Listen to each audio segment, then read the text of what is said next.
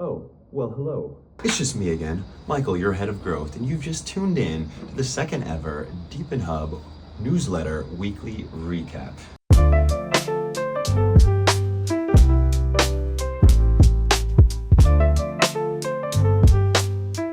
Another week, another terrace in Lisbon.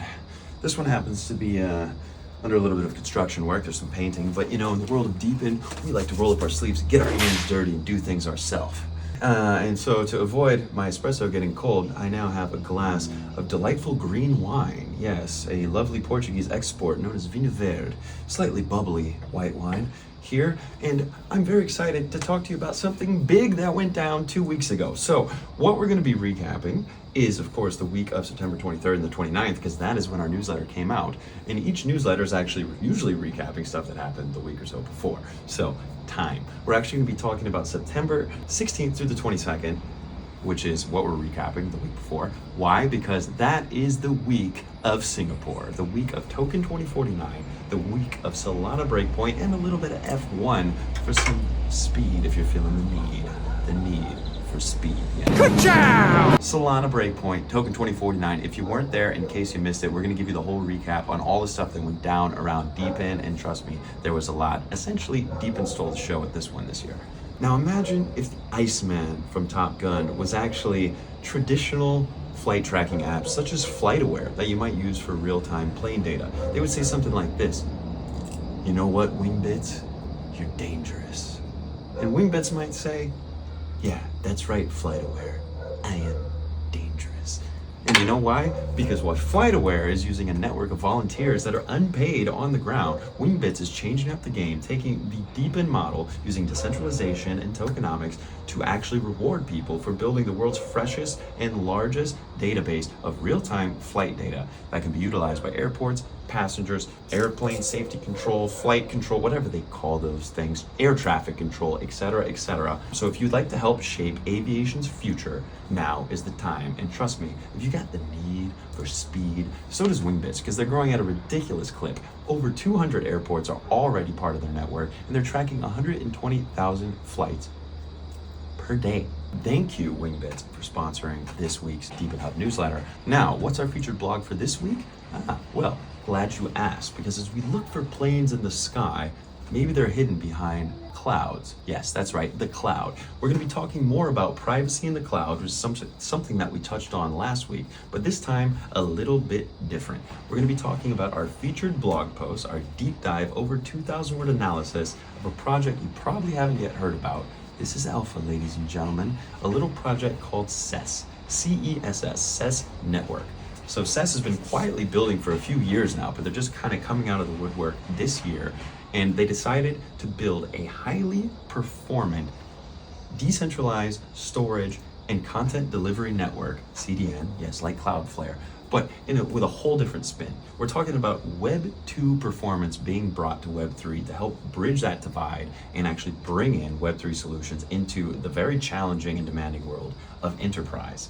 And so if you didn't think Cess was getting traction, well, guess what? On October 2nd, which may have already taken place by the time you see this, they're actually going with the Blockchain Association and some other top-notch DePIN projects like GeoNet, Filecoin, Helium to update US Congress on the power of DePIN. So they're actually advocating for DePIN. So if that's not buy-in, I don't know what is. So what is Cess exactly? Well, glad you asked. So what they're building is a decentralized storage network, but they did it from the ground up, building their own layer one. So they have their own blockchain. They didn't build it on anybody else.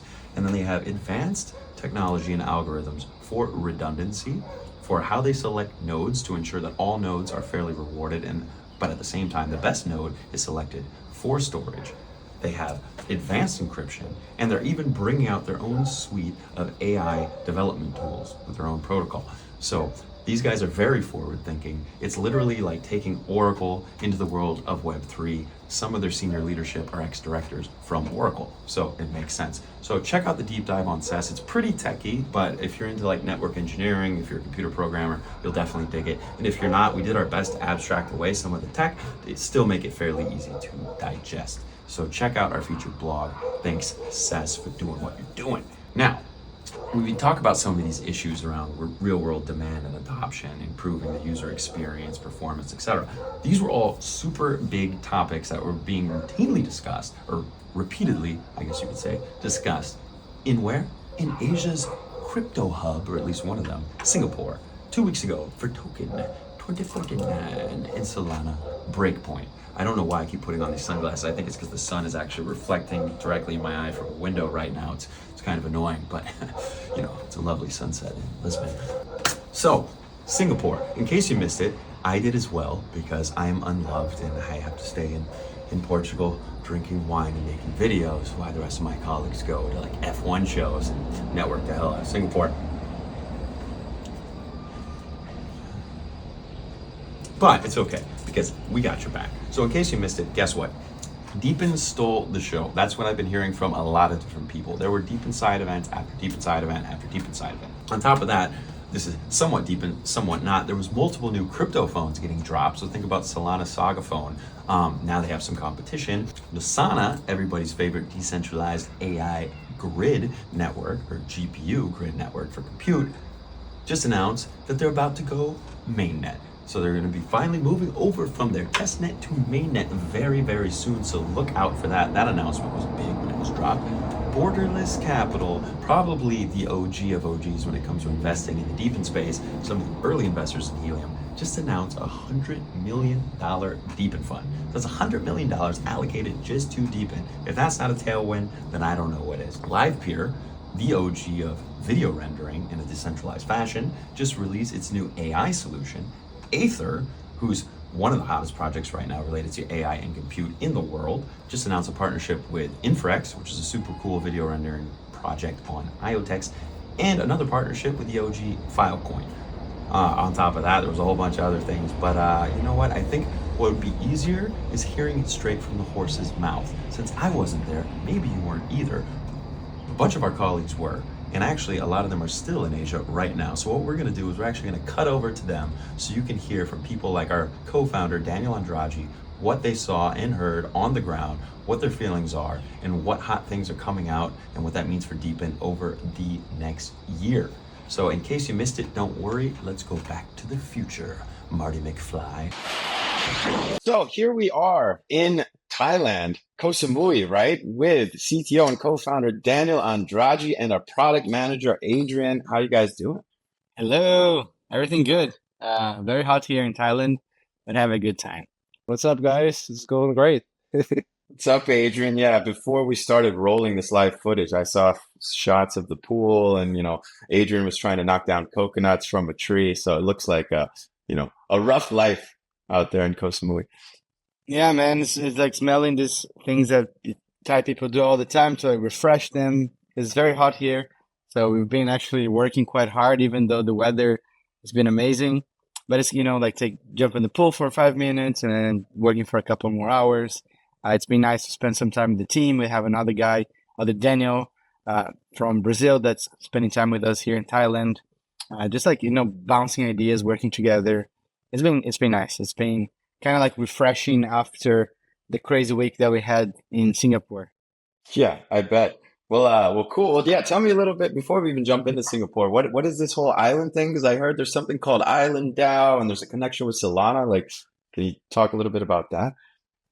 Adrian, I give the mic to you. Yeah.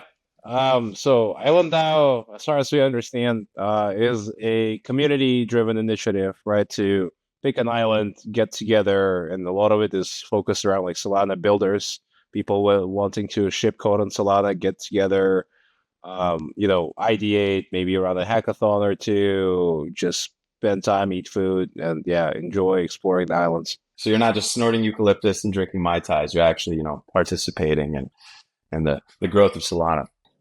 This is the second time. The first time was some random place in Greece, Mykonos, maybe. I don't remember. Crete, yeah. It was in Greece, and then now in Thailand, maybe. Let's see what they're going to do the next one. It's just nice to be around, a lot of people building. They got this massive house that was bought by someone that made a lot of money with Solana. So the house actually has Solana, things everywhere. You go to the toilets, and then they have soap dispensers. There Solana logo engraved. So in everybody like building, it's a pretty cool ecosystem just to be around people that are, building together. Everybody's building their own thing. But just like, you take a break, you talk about with people about different things. And then just that the view is amazing, right? Like it's so cool to have massive house. I love it. You could have proof of shower, proof of poop, proof of sink. You could have proof of pop and posts, and you could have proof of everything. Yeah. Well, cool. Okay, so at the Solana house, interesting. So yeah, so tell us about. So I'm sure you guys really needed a break after. I mean, I was getting tired just hearing about it from here. I heard there were so many deep inside events, and we got a bunch of photos uploaded from you guys into our Telegram group. The newsletter was already kind of packed, and we chose to cut it because we didn't want the newsletter to clip. So tell us a little bit about all the people that weren't there, such as myself. There was two major events, right? So Token 2049 and Solana Breakpoint.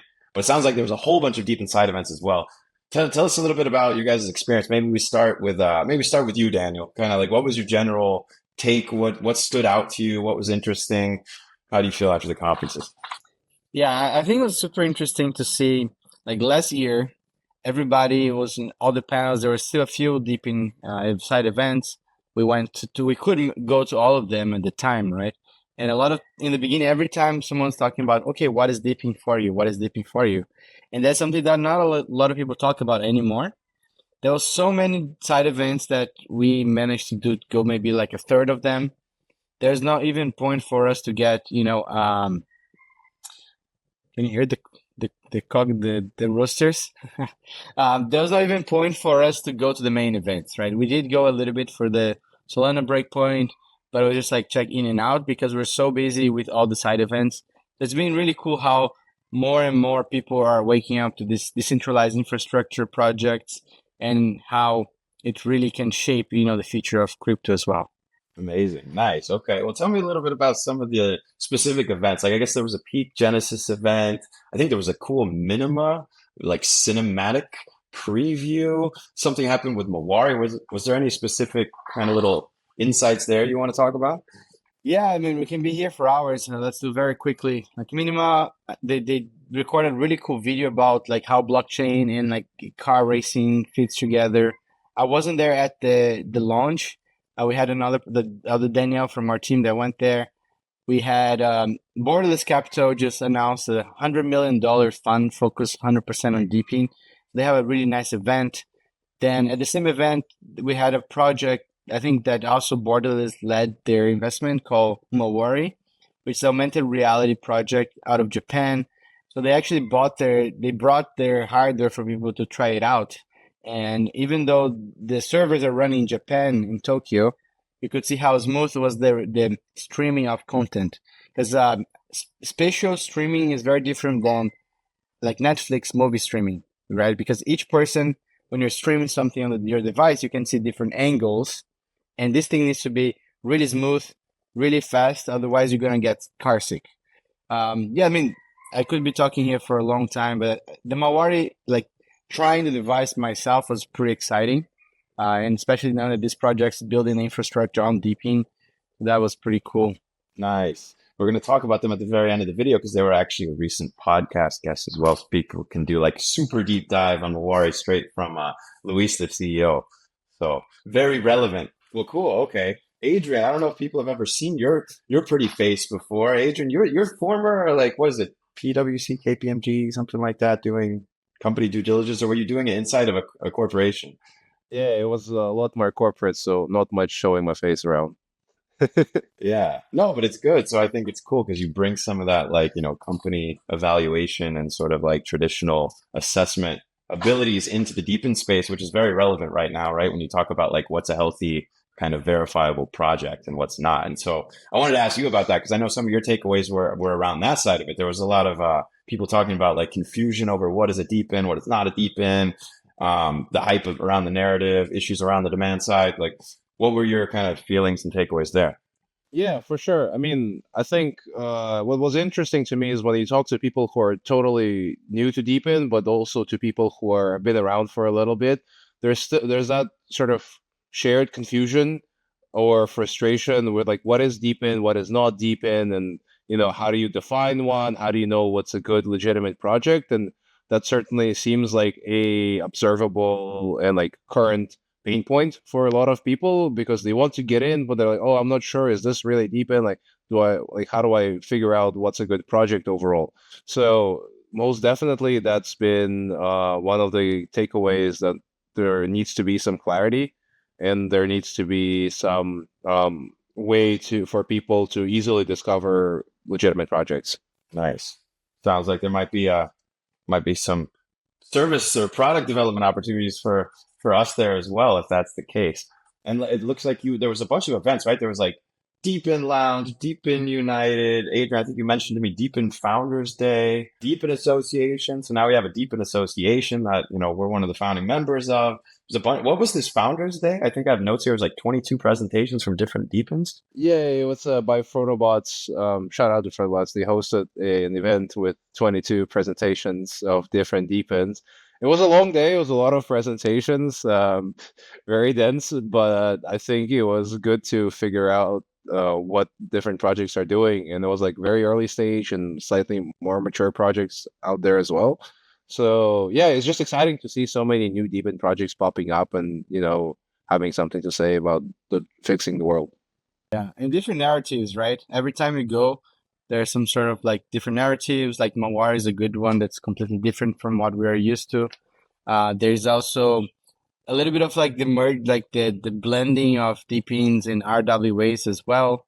That there's like this guy who's doing a drone project in Malaysia that they want to use like really expensive and big drones to. They're trying to use for farming, but the drones cost a lot of money. So the idea is that you can help paying for the drone, but then they have the professional pilots initially, and the money that their project going to do, they share with the token holders, or like it's almost like equity holders, right? That's pretty interesting. Oh, I love it. Yeah, there's just becoming so many interesting use cases. I mean, now I'm hearing about like get you to stop smoking, like vaping, mining, DePIN projects, and like there's just so many cool use cases now. Well, and then Daniel, you also like you spoke at an AI. Speaking of use cases, you spoke at like an AI related event last second too, didn't you? Like you just like jumped in as the MC or something. You were moderating like 5 events or something. It was absurd. Yeah, it was cool. It was during the DePIN Con from the DePIN Association. I think that they had a moderator, but the guy decided not to show up. So then I just decided to go. With the more you do, the more experience you get, and you also know the people already. There was Mark from Aether. We've been seeing them everywhere, right? Like he's going to panels, every event he's talking. Aether is doing like an amazing job growing the space and then showing what they're doing.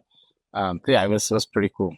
I'm always happy to go and talk about things I talk all day anyway. Yeah, of course. Yeah, I saw Aether had a bunch of big announcements. Like they're partnering with Filecoin. They're doing stuff with Inferix, more on like the video rendering side.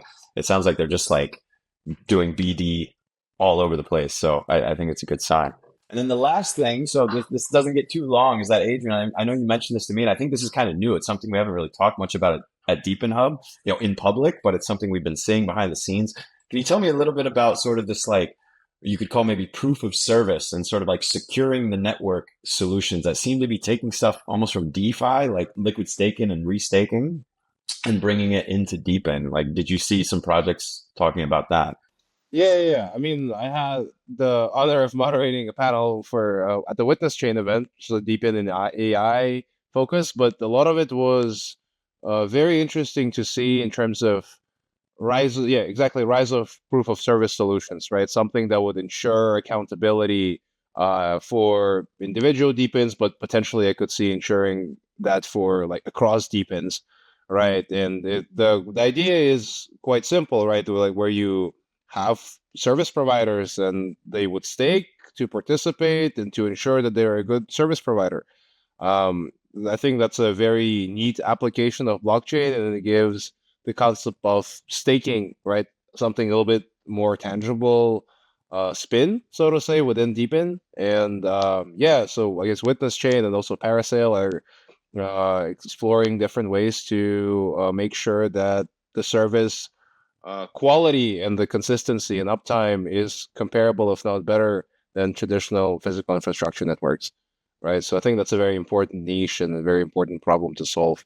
Interesting. So now we're seeing like composability across different ecosystems across Web3. So that's pretty cool. Well, I'll let you guys, because I know both your computers are semi overheating there in the humidity and the heat. And I know, Adrian, you have coconuts to catch. Thank you guys for the time. Any last words or final thoughts for the audience about, Singapore or anything else, DePIN? I mean, I say this a lot, that we're still early, and being early means opportunity. That's what Michael used to say a lot, and it's such a great thing because it's true.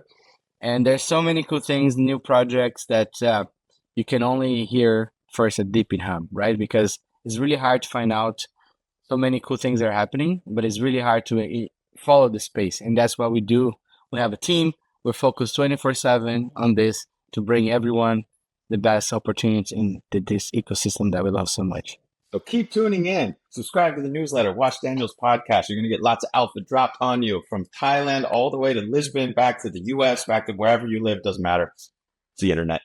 All right. Thanks, guys. Back to your regularly scheduled newsletter recap. And there you go. Now you're clued into what's going on, and DePIN sounded like really exciting times in Singapore. If you missed it, well, you're like me. But there's always next year. So Token 2049, Solana Breakpoint, definitely make sure to check those out next time if you can. But if not, DePIN Hub's got your back. So podcasts, on to the podcast. Well, we talked about Wingbits, and guess what? I'm talking about them again because they were, I believe it was issue 43. I don't know, it's not in my notes. But 2 weeks ago, they were on the podcast, and you can hear straight from their CEO, Robin Wingard, all about their story about Wingbits. And if you paid attention there, you'd see that his last name starts with the word wing. Coincidence? Who knows? Super interesting story to tell. Robin's a really interesting guy. You guys should definitely check that out. And then afterwards, a project that we're all super bullish on right now at Hotspotty. Not financial advice, but you guys should really check this out. Mawari. So transforming the future of XR. What is XR? Is it triple XR? No, but it could be.